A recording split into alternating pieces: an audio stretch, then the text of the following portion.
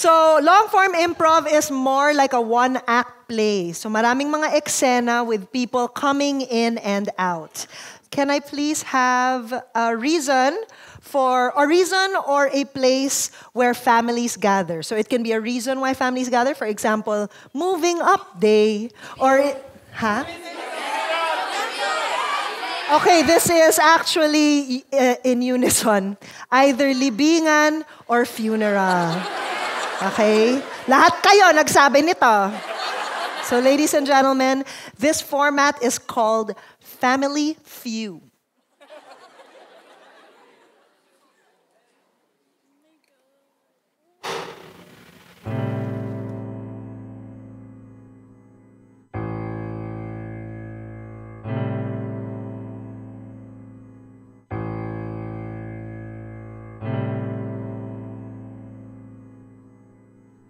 Salamat, dumating kayo, ha? Sorry, kulang yung upuan namin. Okay lang. Alam mo, kamukha mo talaga si Mami. Mami mo. Para nga lang yung make-up, parang masyadong makapal. Pero ano naman, oo, thank you. Okay na yan, babe. Okay lang yan. Uy. Bakit ba kanina ka pa sa labas? Pasok. Kaninong anak ka ba? Huwag ka sa labas. Yaya, sino ba tong pinapasok mo? Sino yan? Kanina pa siya sa labas makamukha ng... Ma. Ano ka ba? Si Jobert to! Jobert! Kapatid namin sa nanay. Ay, si Jobert si Jobert na to! Kuya Jobert! Jobert! Naku, pasensya ka na. Nung huli kasi namin ikaw nakita. Di ka pa tuli. I'm assuming, kahit di ka naman tuli, tanggap ka naman namin. Tapos, and that is your private parts, no? Ba't ngayon ka lang nagpakita? Kakauwi ko lang kahapon, galing, Qatar eh.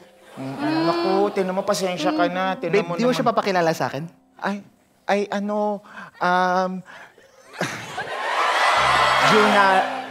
Si Junard, tsaka Junard, siya na yung partner ko. Pagka-uwi ko galing Japan, doon pa lang, nagkakilala na kami. Sabay na kami, doon kami sa Fukuoka, nagkakilala. Oo, sa Fukuoka. Nice meeting you. Nice meeting you. Senyorita, bakit ba ayaw mong kausapin yung kapatid mo, tsaka yung isa mo pang kapatid na ngayon lang natin nakilala? Kanina ka pa dyan mag-isa. Bakit ba umuwi si Jobert dito? Alam mo, gusto siguro ng mama mo na magsama-sama kayo, kaya ayan na siya. Gusto mo ba yon, Ma?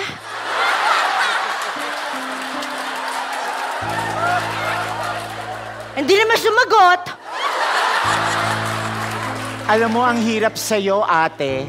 Mas nakapag-ipon ka lang sa amin, kala mo ang taas-taas mo na. Uy, Jun. Meron ba akong sinabi? Kanina pa nga kayo usap ng usap. Quiet nga lang ako dito eh. Nakakahiya naman din. Jun, wag ka namang ganyan. You have to be a good example to your adopted daughter. Alam ko, nahihiya lang ako dito kay mama. Yan namang si ate ang nagbantay dito kay nanay, pero di naman binantayan yung make-up. Babe, okay lang. Maganda pa rin naman. Grabe, hanggang ngayon ba pinag-uusapan pa natin yung make-up niya? Oo, di ba? Hindi ba kayo titigil sa kakaaway? Hindi ba kayo titigil sa kakaaway? Namatay na nga ang nanay ninyo. Buong buhay nyo na lang kayo away ng away ka mula nung bata ka pa. Ow! Ikaw, mula pa nung... Alam mo, Yaya? Sana ako na lang ang namatay imbis ng nanay ninyo. Yaya, don't say that! Babe, okay lang. Tama na. Ala, ba't ganyan yung yaya niyo? Hindi nyo alam, kami ng mama ninyo. Ang nagpalaki sa inyo. Sumasakit ang puso ko pag nakikita ko nag-aaway kayo ng ganyan. Yaya. O sige, Yaya, sabihin mo nga sa akin, ano yung value na nagpunta dito si Kuya Jobert? Patay na nga! Jobert, explain mo. Ba't bumalik-balik ka pa dito? Nag-Dubai ka na, di ba? Qatar! Bakit sa tingin nyo, nakatira kayo sa gated na village dito sa Alabang? Kasi nagtatrabaho ko sa Sino Unilever. nagpapadala ng pera kay Mami? Sino? Nagpapadala kami galing sa Pukoka. Oh, mas malaki ang sweldo ko sa Qatar. Dali lang, Jobert Bakit ang tawag mo kasi kanya, Mami? Iba ang relationship namin sa relationship ninyo. Ay, hindi ka gumawa ng relationship with us because... Sagutin mo, Jobert. Because look in the mirror. Paano ako makakalibre? Paano ako maging free? Tingnan mo ikaw. Babe, sorry. Ngingailam ka pa eh. Ganda ba talaga ka-dysfunctional ang sa family mo? Unilever. Ay, Medyo nasa-stress out ako sa pamilya mo. huwag Ano ka ba yan, mag-alala. Dad? Ba't ba inuuna mo pa yung... Kailan mo ba ako tatawaging dad? Never. Please, wag naman dito sa harap ni Mami. Sige, dito. Hindi dito. Babe, mamili ka. Malaki na siya. College graduate na siya.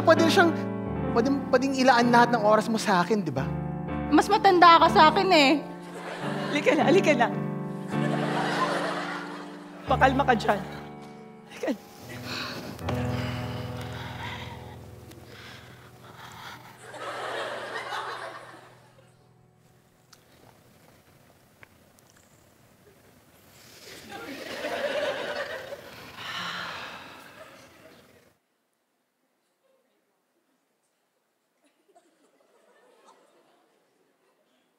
Pasok na kayo. Pasensya na kayo, kulang ang upuan, kahit konti lang tayo dito. Halika, pasok ka. Kanina ka pa dyan sa labas eh.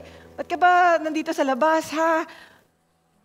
Senyorita, may... Kapatid ko yan. Bakit hindi ko kilala? Ay, paano? Tita, pwede po akong manghingin ng pang-tuition. Kasi...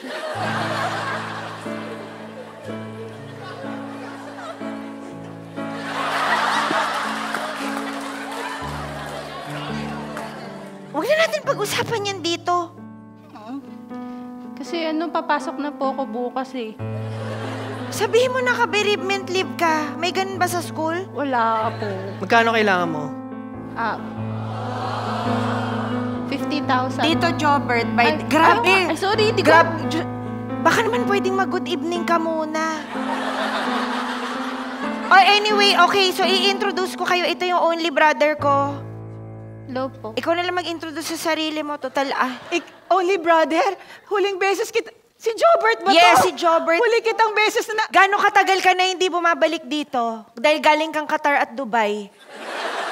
Parang mas kamukha po siya ni Lola. Kasi ako yung unang. Siya yung favorite. Oo. Ma, di ba favorite mo siya? O, tinamay hindi sumagot. Huwag na kayo mag-away! Kami ng mama nyo ang nagpalaki sa'yo! At hindi sa kanya. Huling beses na nakita kita, 8 years old ka pa lang, hindi ka patuli nun. Ganyan naman eh, wala nagpalaki sa akin. Adopted ka kasi namin, ha? Ito, Excuse me! Anong... Kain ka lang kaya ng kain sa bahay. Nagsishare ka naman eh, kaya ka nga buhay. Baka pwedeng isama niyo na lang ako sa kung saan kayo galing. Isama man kita o hindi, susuportahan na kita dahil ang ibang tao dito, walang kwenta. Mas may kwenta pala yung absentee? Yun ba yung dagdag mo dito? Absentee? Oh? Bakit sa tingin nyo nakatira kayo dito sa gated village sa Alabang? Nagtatrabaho ako sa Unilever! My God! Wala nakaka-appreciate no? Nagtatrabaho ako sa FMCG. Lahat ng mga kinakain nyo, lahat ng mga shampoo nyo. Tama na! Tama na si Yaya, oh. Baka sumunod na si... Yaya! Sana ako na lang ang namatay at hindi ang mama ninyo! Yaya dong! Ano ka ba? Away kayo ng away. Ishe. Tama na. Halika na.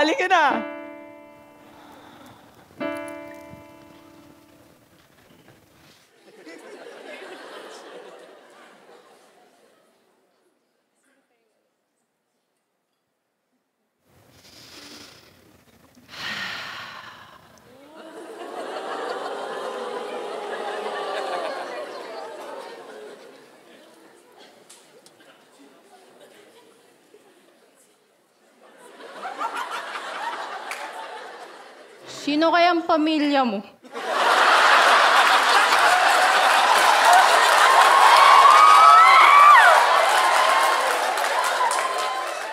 Wawa ka naman, walang bumibisita sa'yo. Iha. Ay, Ikaw lang ba yung nandito? opo, ako na po yung namili ng coffin, sorry. Tsaka ako na rin yung namili ng mga damit, tsaka nagpa-makeup kay Lala. Napabayaan talaga yung nanay. Naku, nanay. Anak po kayo? Matagal na akong nasa Qatar. Minsan pupunta ako Dubai. Bakit hindi niyo po binisita yung nanay niyo? Kasi ako yung nagtatrabaho eh. Ako yung naglagay sa kanya dito sa gated village sa Alabang. Naka-gated village nga po siya, pero hindi naman kayo nakasama. Alam mo, tama ka eh. Ayun, sisi sa huli. Wala na bang ibang bumibisita? Wala po eh, last day na nga po, pero wala pang bumibisita. Kayo pa lang. Wawa naman si Mama. Anong plano niyo sa kanya? Siguro, pa-cremate na lang natin. Ay, kayo po, wala po akong pera.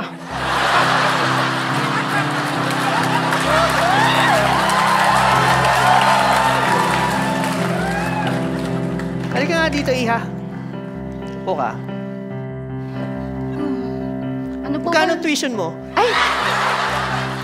Nakaya naman po, 50,000 po. Eh kasi, wala na akong pagkakagastusan. Eh ikaw, nakita lang kita dito, random person, tas bata pa. Eh di, parali na lang kita. Pinaalis na po kasi ako sa bahay ampunan kasi ang tanda ko na daw. Wala nang nakatira dito sa bahay na to? Wala. Si Lola lang lagi kong binibisita. Tinutulungan ko kasi siya sa chores. Sige, di na ako aalis. Dito na lang ako. Hanggang matapos ka, tayo na lang magkasama. Okay po yun, pero siguro get to know muna tayo.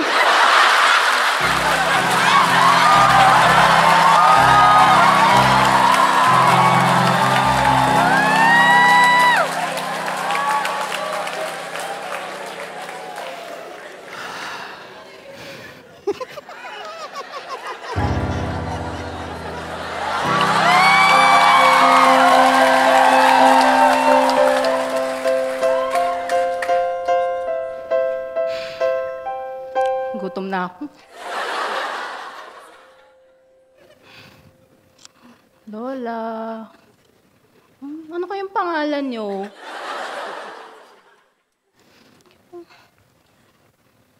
Dito muna ako matutulog wala kasi akong tirahan eh. Babantayan ko na lang po kayo.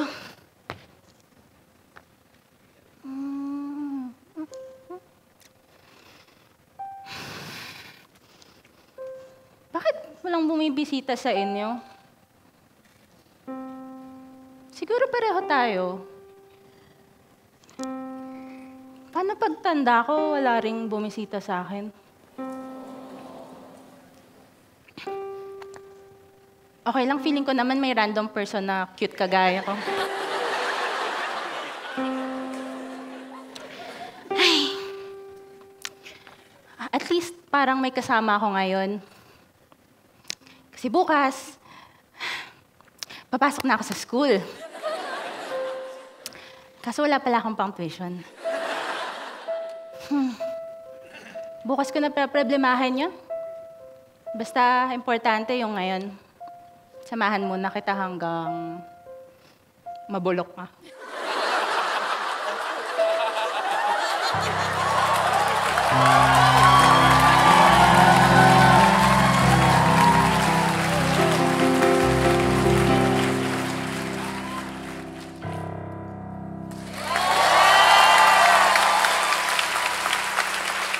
There is one part of Family Feud, people coming in and out and making different universes. Now, we have another set of that, a different variation of that. Pero ngayon po, isa pa pong dahilan or lugar kung saan nagsasama-sama ang mga magkakapamilya. Outing. Ladies and gentlemen, here is our next set with outing.